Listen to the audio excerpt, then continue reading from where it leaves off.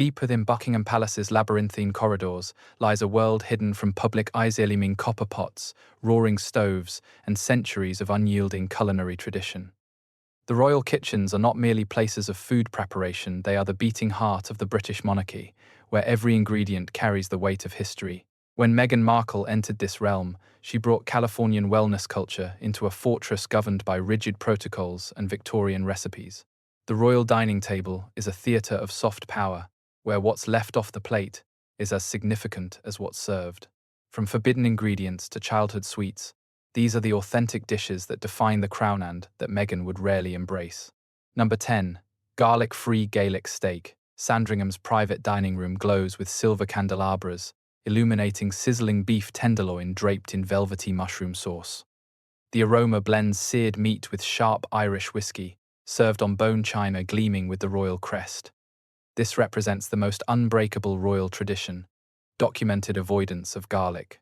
For Meghan, a lover of vibrant Mediterranean flavors, this strict protocol was a stark introduction to royal life, enforced by Queen Elizabeth II preferences. Palace chefs prepare the finest estate beef to well-done specifications, enhanced with wild mushrooms, Dougal cream, and premium whiskey. Without garlic, maximum flavor comes through perfect caramelization and highest quality ingredients. This dish embodies profound duty defining royal protocols.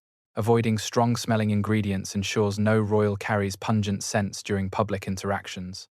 Every bite represents silent sacrifices made in service to the crown. Number 9. Jam pennies. Atop a tiered silver stand, surrounded by porcelain teacups and Earl Grey steam, sit perfectly circular, crustless sandwiches. Soft white bread yields to reveal vibrant strawberry jam and rich butter, almost childlike in simplicity yet commanding tremendous respect. These delicate treats were Queen Elizabeth II's daily afternoon tea ritual, documented by former royal chef Darren McGrady. The contrast with modern health-conscious snacks represents steadfast commitment to bygone British culinary heritage. Palace protocol demands flawless circles cut with specialized penny-sized cutters. Bread must be softest available, butter perfectly softened, jam often made from royal estate fruit. Crust removal follows ancient superstitions avoiding sharp-edged foods. For the royal family, jam pennies symbolize emotional continuity and childhood comfort. In lives dictated by relentless scrutiny and constitutional duty, these simple circles offered moments of pure, uncomplicated pleasure and safety. Number 8. Morecambe shrimps. Individual porcelain ramekins shimmer under thick, golden clarified butter infused with aromatic spices. Beneath this rich seal lies densely packed tiny brown shrimps, releasing deeply savory, oceanic aromas when silver knives break the buttery crust. This traditional British specialty has graced royal menus for generations, particularly during Scottish retreats. The intense, concentrated flavors present challenging profiles for those accustomed to lighter, contemporary seafood preparations favored by modern palates. Preparation requires tiny shrimps harvested from Morecambe Bay's shifting sands, cooked in butter with mace, cayenne, and nutmeg. Clarified butter acts as traditional preservation, used centuries before palace refrigeration, served with warm toast triangles. This dish represents the royal family's deep connection to United Kingdom landscapes, celebrating regional ingredients with unwavering pride. Consuming potted shrimp serves as culinary homage to hard-working coastal fishermen. Number 7. Gleneagles pate. Resting on crisp watercress beds, this spectacular terrine showcases distinct colourful layers of smoked salmon, trout, and mackerel pressed seamlessly together. The visual contrast releases intensely smoky, sophisticated aromas evoking highland fires and cold rivers. This intricate starter was reportedly favoured by Princess Margaret for intimate family dinners. For modern palates accustomed to minimalist appetizers, adapting to heavy, intensely smoky British pâtés requires significant adjustment and sophisticated tastes. Crafting requires immense patience, carefully removing every microscopic pin bone before layering fillets. Binding cream is whipped with fresh dill and sharp lemon juice, designed to cut through intense richness before overnight chilling. This dish embodies annual Scottish estate retreats, when strict London protocols trade for Highland freedom. Every smoky bite carries memories of fishing expeditions and rare private family laughter away from scrutiny. Number 6. Chocolate biscuit cake. Unlike towering piped sponges, this dessert arrives as a dense, dark, polished dome gleaming under chandeliers. When sliced, it reveals beautiful mosaic interiors of pale biscuit pieces suspended in thick, fudgy chocolate matrix smelling of cocoa and nostalgia. This cake holds documented status as royal favourite, beloved by Queen Elizabeth II and Prince William. Darren McGrady confirmed its popularity, contrasting sharply with light, fruit-forward desserts favoured by contemporary health trends. Creation relies on surprisingly simple no-bake preparation depending entirely on premium ingredients. Rich dark chocolate melts with butter and golden syrup, folded over broken rich tea biscuits, chilled solid, then enrobed in ganache. This represents the most emotionally resonant royal dessert, bridging generational divides through shared indulgence. In worlds defined by duty, this dense chocolate represented private, fiercely guarded pleasure and normal human comfort. Number 5. Roasted pheasant. Massive silver platters present breathtaking traditional country dining spectacles pheasant skin crisped to deep mahogany, glistening with savoury juices. Rustic beds of winter vegetables release intensely rich, earthy, distinctly gamey aromas dominating dining spaces. This centerpiece of royal autumn dining connects deeply to traditional shooting seasons championed by King Charles and Prince William. For those accustomed to sanitized modern meats, wild game presents stark, uncompromisingly carnivorous British experiences. Preparation demands exceptional skill, as lean wild meat becomes unpalatably dry if overcooked by minutes. Royal chefs marinate saddles in estate red wine and juniper, roasting to perfect medium rare with tart Cumberland sauce. Roasted pheasant represents profound connections to land management across royal estates.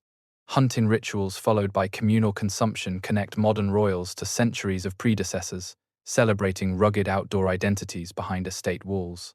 Number 4. Dubonnet and gin cocktail.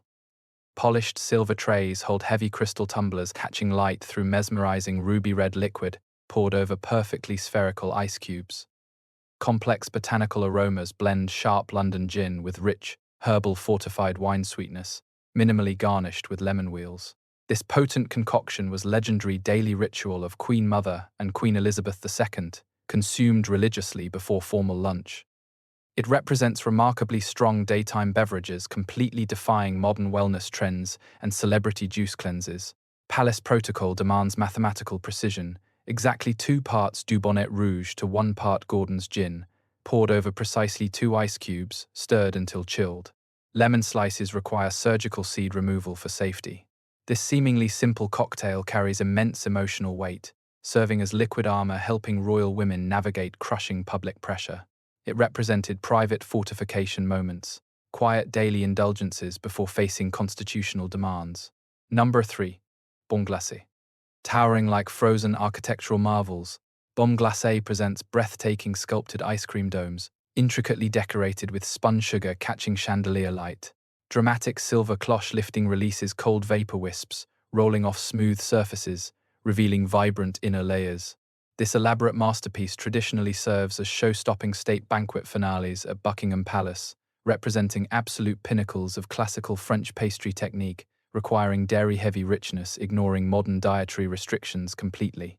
Creating presents high-stakes challenges for royal pastry chefs, perfectly freezing multiple distinct ice cream layers within spherical copper molds. Timing must be flawlessly calculate frozen solid yet soft enough for dignified monarch slicing. Emotional significance lies in immense soft diplomacy power, projecting British crown wealth and stability worldwide. When foreign leaders consume these magnificent structures, they receive clear messages of enduring royal power and execution. Number 2. Roast venison.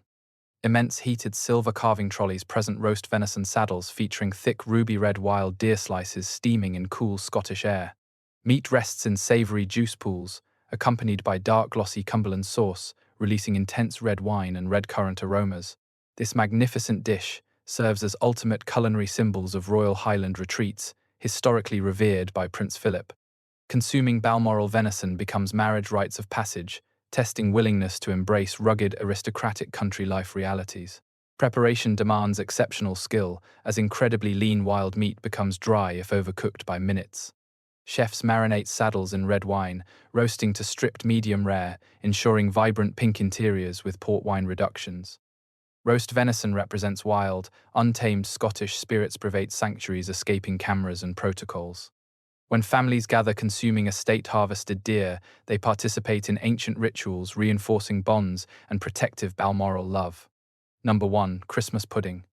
Heavy oak doors swing open, lights extinguished, leaving rooms in pitch blackness save for eerie dancing blue flames illuminating royal faces. Carried high on silver platters, Christmas puddings appear as dark, dense spheres radiating intense heat and intoxicating aromas of caramelized sugar, spices, and burning alcohol. This suet-heavy dessert serves as absolute non-negotiable centerpieces of royal Christmas celebrations, following ancient recipes strictly adhered to since Queen Victoria's reign.